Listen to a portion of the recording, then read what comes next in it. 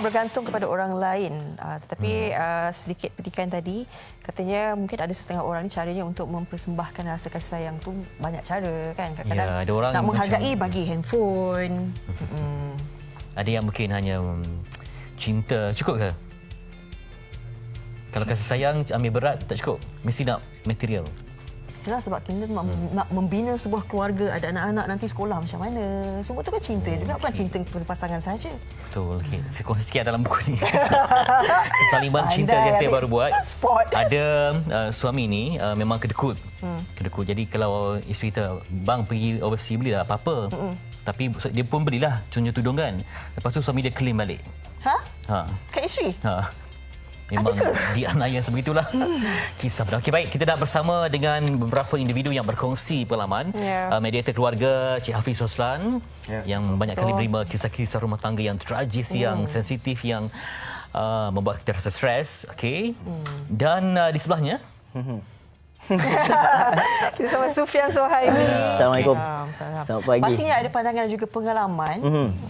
Mungkin kita boleh kongsikan. Mungkin boleh nanti antara kisah Sufian tu boleh menjadi antara intipati buku terbaru. Jilid 2, Fatu Yahya. Ada sharing royalty. Baik, kita nak bermula sebab ada dua pertembungan yang hebat ni antara biawak hidup. Mungkin ialah seorang, kalau secara mudah, bahasa yang mudahnya, suami tak bekerja, isteri yang tanggung semua. Isteri lah yang menyekolahkan anak, beli beras, beli semua. Jadi suami goyang kaki, cari, kata alasan lain, cari kerja tak dapat-dapat, ataupun memang malas. Tapi cakap pandai, mungkin sembang agama pun pumpang-pumpang ya. Tapi isteri sering dipelempang. Okey. Dan juga mata duitan. Tafsirannya? Nanti. Okey. Kita nanti. Soalan pertamanya. Soalan pertama dulu. Okey. Belenggu biawak hidup. Nampaknya semakin menjadi. Jadi ada juga yang rasa suami biawak hidup ni satu keaiban ya. Kadang terpaksa simpan suami sebab implikasinya nanti berantai. Anak nanti tak ada bapa. Jadi tak ada perlindungan di rumah. Terpaksalah biawak hidup ke apa ke terpaksa ditanggung demi mencantikkan keluarga di depan orang. Dalam hati tersiksa. Okey, bismillahirrahmanirrahim. Assalamualaikum warahmatullahi wabarakatuh. Selamat pagi seluruh penonton TV3 sekalian, MSI. Jadi perkongsian pada hari ini berkenaan dengan biawak hidup ni, pertamanya kita kena faham bukanlah satu mitos. Benda ni betul-betul jadi. Banyak kes di mahkamah syariah sebenarnya berkonsepkan fasah. Fasah ni salah satu sebabnya adalah suami yang culas dalam memberi nafkah. Pertama, antara alasan yang paling normal. Kemudian dalam pada masa yang sama menyebabkan dia menderita. Menderita ni pula ada dua. Satu, physical abusement. Kedua, mental abusement. Mental abusement ni pula walaupun beban bukti dia susah nak dibuktikan. Maksudnya berat pembeban buktian sebab kita kena bawa ada sekretari atau tidak dan sebagainya. Tetapi kebanyakannya ramai ke mahkamah tidak membawa perkara-perkara tersebut. Jadi jadi satu masalah puan-puan. Apa yang kita nak beritahu, adakah benda ni benar-benar berlaku? Ya, benar-benar berlaku. Jadi apabila benda ni berlaku, perkara pertama yang kita nampak adalah proses kes seperti ini semakin lama semakin banyak. Semakin lama semakin banyak. Maksudnya semakin ramai lelaki di luar sana yang kurang kualiti. Bila ramai yang kurang kualiti, dia jadi satu problem. Jadi saya respect tabik kepada seluruh lelaki di Malaysia yang bekerja keras, gentleman, maskulin, tetapi mempunyai prinsip yang kuat dalam hidup. Maksudnya apa? Dia malu kalau sekiranya isteri dia yang bagi nafkah pada dia. Maksudnya dah terbalik. Walaupun perkahwinan itu antara suami dan isteri, suami jadi isteri, isteri jadi suami. Akan tetapi tak salah juga. Mungkin ada sebahagian nampak macam biawak hidup. Tapi ada satu pasangan ni memang ditugaskan, memang isteri dia telah berbincang secara baik, isteri dia yang bekerja, suami jaga anak. Ada. Tetapi itu kita tak istilahkan biawak hidup. Itu istilahnya kemungkinan kedua-duanya dah bersetuju. Tetapi apa yang kita nak tengok dan lihat yang patut kita buang jauh-jauh daripada seluruh masyarakat adalah sentimen-sentimen berkenaan dengan lelaki yang tidak bertanggungjawab ini patut dibuang. Terutama daripada muda lagi, sebelum berkahwin, sebelum bertunang, seorang lelaki kena ada sifat rajin, sifat berusaha. Barulah dia boleh bertanggungjawab terhadap barangkali isteri. Ada latar belakang keluarga kot dimanjakan ya. Dan tak suka complicated, malas dengan komitmen. Jadi buat anak okeylah, tapi nak jaga tu malas sikit. Ya. Ataupun banyaklah yang dia tak suka dengan komitmen. Pampered lah, pampered. Ya, okey. Dimanjakan, terlampau dimanjakan sehingga sampai satu tahap ni, sebab dia dah selalu, contohlah, bukan nak kata semua, tetapi kebanyakannya kadang-kadang kita risau apabila seorang anak lelaki yang terlampau dimanjakan, diberi allowance dan sebagainya, is good. Tetapi tolong ajar anak tu buat bisnes. Tolong ajar anak tu untuk bekerja. Usaha macam mana kita daripada zaman susah dulu kita nak jadi senang. Sebab apa saya pesan begitu? Sebab kadang-kadang terbawa-bawa ketika sehingga dalam tempoh perkahwinan nampak macam seorang yang sophisticated, nampak seorang yang profesional. Tetapi di belakang, sebab kes ni kita bawa. Bila kita bawa, kita nampak macam elok, pergi gym, smart, apa semua. Ni saya tak cerita bab lain. Saya cerita bab rupa-rupanya nafkah ni kedekut. Kedekut sangat. Kedekut sangat ni sampai apa? Gaji bolehlah kata 8,000, 7,000 kan. Sepatutnya bila kita dengar gaji 8,000, 7,000 tu dah mampu untuk jaga isteri, jaga anak. Nak kata isteri ni demand, sekali kita cek balik betul-betul punya isteri dia pun ada gaji juga. Contoh isteri gaji 3,000. 3,000 tu lah kira gaji isteri, 8,000 dia tak keluar. Dia beli apa? Dia banyak dekat whey protein dia. Untuk diri dia sendiri. Gym dia lah apa. Sensor maskulin dia. Tetapi dia lupa nafkah dia untuk seorang isteri. Gitulah. Okey, saya nak tanya kepada Sufian Suhaimi. Belum berumah tangga tetapi pastinya mempunyai pengalaman bercinta. Kita cakap berkenaan dengan mata duitan lelaki ni kan. Kalau kita bercinta ni, alah, I nak beg ni lah. You boleh belikan tak? Betul, kadang-kadang lelaki pun minta juga kat girlfriend macam, I punya jam dah putus, kan. Bagaimana Sufian melihat keadaan itu? Adakah itu kategori macam kita saling macam berkongsi perasaan kasih sayang ataupun sebaliknya? Kadang-kadang tahap mana yang lelaki kata, dia ni dah macam mengikis aku pula ni perempuan ni. Macam mana?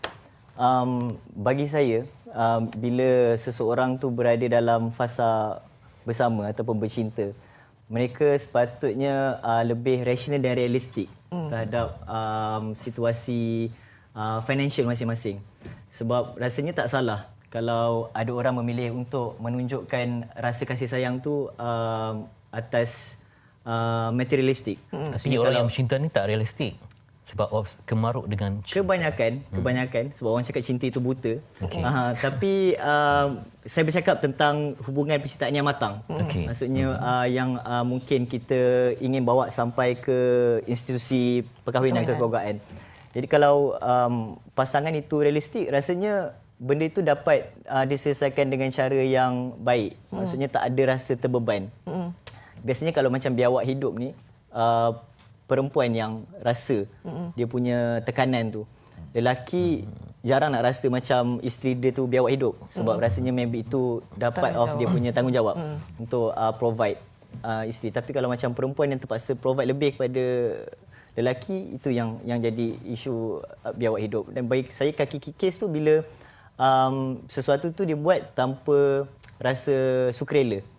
Maksudnya bila dah ada rasa macam terpaksa membeli, terpaksa spend lebih untuk sesuatu yang dia rasa macam tak ikhlas, barulah rasa yang perempuan tu kaki kikis. As long as kalau lelaki tu mampu, dia tak rasa macam apa yang dia buat itu membebankan, saya rasa itu bukan kaki kikis. Sebab tu masing-masing perlu realistik. Maksudnya perempuan perlu memahami lelaki dan lelaki perlu memahami apa kehendak perempuan, dan kita cuba sempurnakan semampunya. Okey. Sebab perkahwinan yang baik ini memerlukan masa. Kadang-kadang awal perkahwinan nak semua tu memang tak dapat kan. Sebab it's a journey. Okey, berbalik kepada kalau anda ada sebarang persoalan, luahan dan sebagainya, kami bersedia di talian 0377261603 ataupun di Facebook MHI. Terhimpit antara suami yang biawak hidup ataupun pasangan yang mata duitan. Baik. Sebelum tu kita berehat seketika. Nanti selepas ni baru hubungi kami. Kongsikan semua pengalaman anda di MHI. Baik, kembali semula di Malaysia hari ini. Seperti mana kami telah warakan tadi, sila hubungi kami di 0377261603 dan mungkin anda boleh titipkan pengalaman anda di FB. Serta kalau suami dah 10 tahun tak kerja, tapi sayang, macam mana? Cinta itu buta. Baik, kita kongsikan terlebih dahulu. Ini antara yang dikongsikan oleh rakan Facebook kami, Radiatul Chong. Selamat pagi MHI.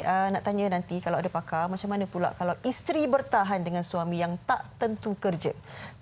Tapi bekerja. Maknanya tukar-tukar lah macam tu kan. Cuma ada sakit, anxiety dan asyik pula curang terhadap isteri. Asyik dimaafkan isteri isteri pula bertahan asyik kerana anak. Nak tanya pakar, betul ke keputusan yang dibuat?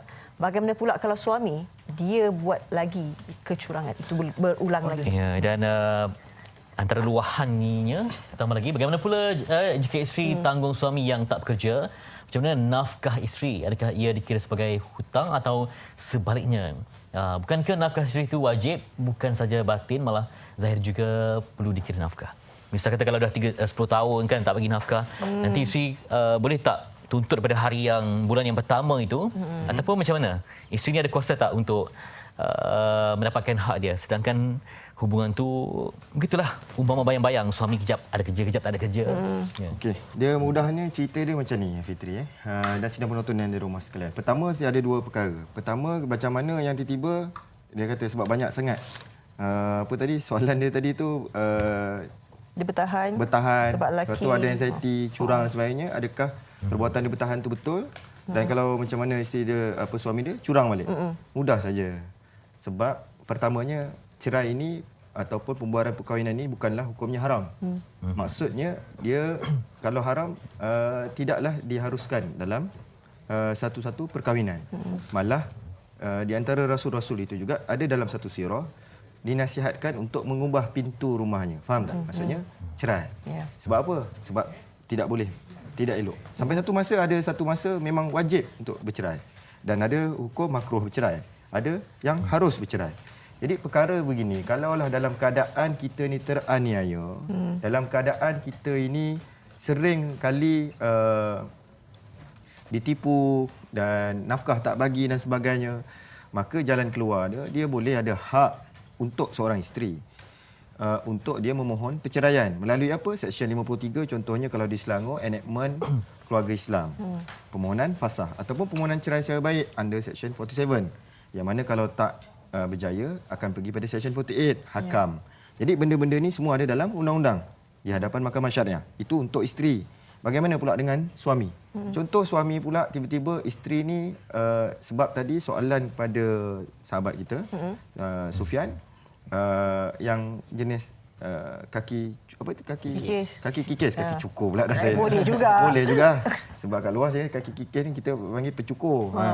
Jadi type pencukur ni kadang-kadang maksudnya dia ni tidak ada prinsip ataupun tidak ada betul-betul jati diri dalam perkahwinan. Dia kahwin tu tak ikhlas. Benda ni, perkahwinan ni adalah pembinaan dalam sesebuah institusi. Mana-mana institusi yang mana daripada keluarga inilah membina satu komuniti, komuniti ini membina masyarakat, masyarakat ini membina negara. Kalaulah sekarang ini kita lihat dalam keluarga sendiri, dia ini gilakan harta. Maksudnya kaki cukur, kaki kikis. Orang-orang seperti ini selalunya dalam mana-mana kes, yakni perempuan ataupun lelaki. Sebab lelaki nak kikis harta perempuan, dia rasa perempuan kaya, dia jadi biawak hidup. Mungkin yang ni biawak betina hidup. Sebab yang untuk kaki cukur. Yang mana kaki cukur ni akhirnya bila dia dah terlampau gilakan harta, dia dah tidak ada umpama dalam satu pegangan prinsip, tetapi dalam satu ikatan perkahwinan adalah amanah. Bila dia tidak amanah, akhirnya dia akan melompat. Melompat ni kita istiharkan sebagai katak. Jadi orang-orang macam ni adalah orang yang patut dihina. Sebab apa? Sebab mereka ini tidak ada prinsip dan tidak menjiwai institusi kekeluargaan itu. Dan kita faham bahawa saling pertembungan, macam saya bersetuju dengan Sufian kata, tak kira waktu bercinta, tak kira waktu bertunang, tak kira waktu dalam perkahwinan tentunya, kita perlu ada timbang tara. Menjawab soalan yang kedua, apabila suami ni tak bekerja, katalah suami tak bekerja sebab apa? Kalaulah suami tu sihat, kacak bergaya macam Sufian, ke, macam Fitri, tapi memang hidupnya duduk mengangkang di rumah, maka kat situ bahawa suami ni memang seorang yang dayus. Ataupun dalam istiharnya, sepatutnya dia mohon cerai. Sayang ni nak sampai ke mana? Tetapi dalam masa yang sama, telah menyebabkan si suami itu membuat dosa. Sebab apa? Suami tidak melaksanakan tanggungjawab. Adakah boleh sekiranya dia bertahan atas sebab anak, contoh. Tiba-tiba dalam satu hari, dia nak bercerai. Boleh atau tidak, apa yang telah dia keluarkan itu dijadikan sebagai tunggakan nafkah. Boleh atau tidak? Jawapannya boleh. Tetapi perlu kepada perincian-perincian tertentu. Sebab apa nafkah ini wajib? Kecuali seorang isteri ini melepaskan hak tersebut. Contohnya tiba-tiba isteri ini dalam tempoh perkahwinan memang dia dah cakap, tak apa bang, abang tak perlu bagi saya apa-apa bang. Saya redha. Dah cakap lah. Tapi selalunya lepas masa nak bercerai baru dia ungkit. Itu jadi permasalahan. Baik. Akan tetapi bagi saya, bagi biawak hidup, pisau cukur, kedua-dua ini tidak ada jati diri dan tidak memahami isu-isu kekeluargaan dan akhirnya mereka inilah yang akan melompat keluar seperti katak. Baik. Saya nak tanya Sufian berkenaan dengan lelaki ni saya tak faham.